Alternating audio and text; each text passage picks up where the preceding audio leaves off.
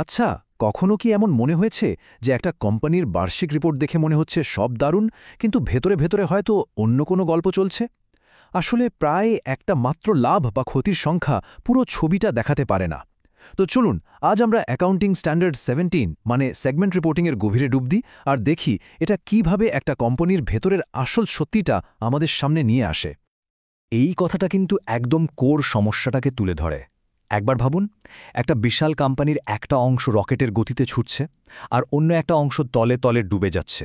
অথচ ফাইনাল রিপোর্টে একটাই সংখ্যা দেখা যাচ্ছে, মোট লাভ।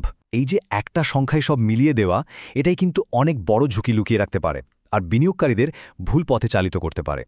তাহলে চলুন, প্রথম পর্বে আমরা এই লুকানো বাস্তবতার একটা উদাহরণ দেখি।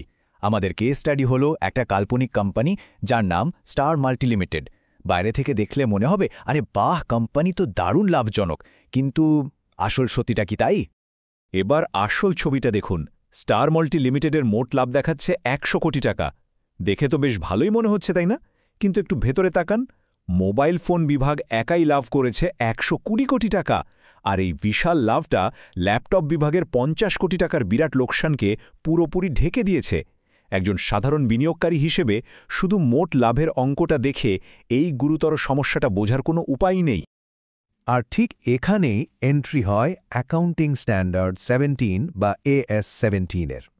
এটাকে ভাবতে পারেন একটা স্বচ্ছতা টুল হিসেবে, যা বিনিয়োগকারী আর বিশ্লেষকদের আসল ছবিটা দেখতে সাহায্য করে। অনেকটা যেন কোম্পানির আর্থিক অবস্থার একটা এক্স-রে প্লেট, যা ভেতরের কোনটা ভাঙা আর কোনটা জোড়া সব পরিষ্কার দেখিয়ে দেয়। বেশ, তাহলে এই লুকানো তথ্যটা খুঁজে বের করার উপায়টা কি? AS 17 বলছে একটা ব্যবসাকে তার বিভিন্ন অংশে ভেঙে ভেঙে দেখতে হবে। এই অংশগুলোকেই বলা হয় সেগমেন্ট। কিন্তু প্রশ্ন হলো, এই সেগমেন্ট জিনিসটা আসলে কি? দেখুন, AS 17 অনুযায়ী সেগমেন্ট মূলত দুই ধরনের হয়। একটা হলো বিজনেস সেগমেন্ট, আরেকটা জিওগ্রাফিক্যাল সেগমেন্ট। খুব সহজ করে বললে, বিজনেস সেগমেন্ট হলো কি বিক্রি হচ্ছে, যেমন ফোন বনাম ল্যাপটপ। আর জিওগ্রাফিক্যাল সেগমেন্ট হলো কোথায় বিক্রি হচ্ছে, যেমন ভারতে বনাম ইউরোপে। এদের মূল পার্থক্য হলো এদের ঝুঁকি আর লাভের ধরনটা বিলকুল আলাদা। তো একটা বিজনেস সেগমেন্টকে আলাদা করে চেনা যায় কিভাবে? কয়েকটা জিনিস দেখতে হয়, যেমন পণ্যের ধরনটা কি, কিভাবে তৈরি হচ্ছে, কাদের কাছে বিক্রি হচ্ছে, আর সেখানকার আইনকানুন কেমন। আমাদের স্টার মাল্টির কথাই ভাবুন। এর ইলেকট্রনিক্স আর আর্থিক পরিষেবা, এই দুটো একদম আলাদা বিজনেস সেগমেন্ট, কারণ এদের কোনো কিছুরই একে অপরের সাথে মিল নেই। ঠিক একইভাবে জিওগ্রাফিক্যাল সেগমেন্ট চেনারও কিছু উপায় আছে। যেমন স্টার মাল্টি যদি ভারত, মধ্যপ্রাচ্য আর ইউরোপে ব্যবসা করে, তাহলে প্রত্যেকটা অঞ্চলই একটা আলাদা জিওগ্রাফিক্যাল সেগমেন্ট হতে পারে। কারণ বুঝতেই পারছেন, এদের মুদ্রা, রাজনৈতিক অবস্থা আর ব্যবসার ঝুঁকি সবকিছুই আলাদা। এখন মনে প্রশ্ন আসতেই পারে, একটা কোম্পানির সব সেগমেন্টকে কি আলাদা করে রিপোর্ট করতে হবে? না, একদমই না। কোন সেগমেন্টগুলো রিপোর্ট করার মতো যথেষ্ট গুরুত্বপূর্ণ, সেটা ঠিক করার জন্য কিছু নির্দিষ্ট নিয়ম বা বলা ভালো পরীক্ষা আছে। এর মধ্যে প্রথম আর সবচেয়ে গুরুত্বপূর্ণ নিয়মটা হলো এই 10% পরীক্ষা।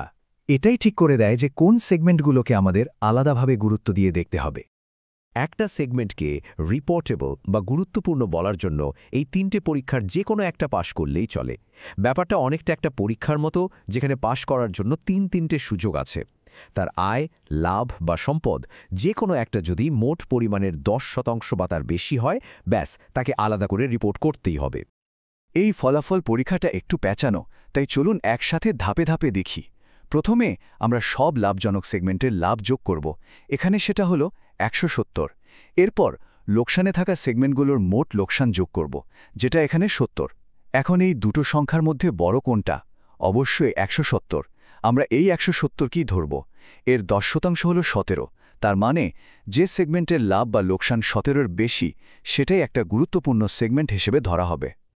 10% পরীক্ষা তো গেল, কিন্তু গল্প এখানেই শেষ নয়। এরপর আসছে আরেকটা গুরুত্বপূর্ণ নিয়ম, যেটা নিশ্চিত করে যে রিপোর্টিংটা যথেষ্ট বিস্তারিত হয়েছে কিনা। এই 75%-এর নিয়মটা অনেকটা একটা সেফটি নেটের মতো কাজ করে। এটা নিশ্চিত করে যে কোম্পানির ব্যবসার একটা বড় অংশ যেন রিপোর্টিংয়ের আড়ালে থেকে না যায়। যদি 10% পরীক্ষায় পাশ করা সেগমেন্টগুলোর মোট আয় কোম্পানির মোট আয়ের 75%-এর কম হয়, তাহলে আরও ছোট ছোট সেগমেন্টকে রিপোর্টে যোগ করতে হবে, যতক্ষণ না এই 75%-এর সীমা পূরণ হয়। এখন একটা প্রশ্ন আসে, কোম্পানিগুলো কিভাবে ঠিক করে যে কোন ধরনের সেগমেন্টের তথ্যটা বেশি গুরুত্বপূর্ণ? মানে তারা কি বিজনেস সেগমেন্ট আগে দেখাবে নাকি জিওগ্রাফিক্যাল সেগমেন্ট? এর উত্তরটা একটা সহজ প্রশ্নের উপর নির্ভর করে কোম্পানির ঝুঁকি আর লাভের প্রধান উৎসটা কি। যদি ঝুঁকিটা মূলত বিভিন্ন পণ্যের কারণে হয় তাহলে প্রাইমারি ফরম্যাট হবে বিজনেস সেগমেন্ট, আর যদি ঝুঁকিটা মূলত বিভিন্ন ভৌগোলিক অবস্থানের কারণে হয় তাহলে প্রাইমারি ফরম্যাট হবে জিওগ্রাফিক্যাল সেগমেন্ট। সোজা হিসেব। তো এত সব নিয়ম কানুন খাটানোর পর ফাইনাল রিপোর্টটা দেখতে কেমন হয়? চলুন এবার সেই সম্পূর্ণ ছবিটা দেখি, যেখানে কোনো কিছুই আর লুকানো থাকে না। এই দেখুন চূড়ান্ত চিত্রটা।